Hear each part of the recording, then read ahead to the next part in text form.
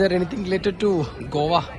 Yeah, today, I submitted a letter, a memorandum to the Honorable Minister for Education.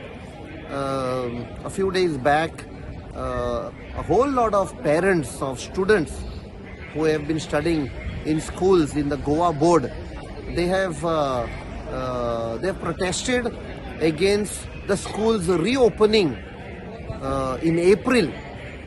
Now they have a lot of logic in that, because since pre-liberation, post-liberation, we have always had the schools academic year ending in the first week of April, because after that the summer sets in, there is extreme heat, and it is very difficult for the school students to withstand that heat. So those are the months, April and May, where the students, there are holidays, they go out in nature, they play. And with the onset of monsoon in June, the schools reopen. Now in Delhi, it is slightly different. Delhi and surrounding areas, the summer sets in, that extreme heat is in June and July. So that's why schools close in June and July. But the academic year starts in April.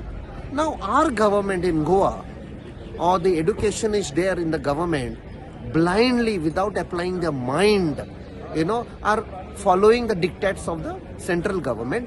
They are following the same pattern of opening the schools in April, like how the schools are being done in Delhi. Now they should have applied their mind. In Delhi, why the schools are closed? Because of the heat in June and July.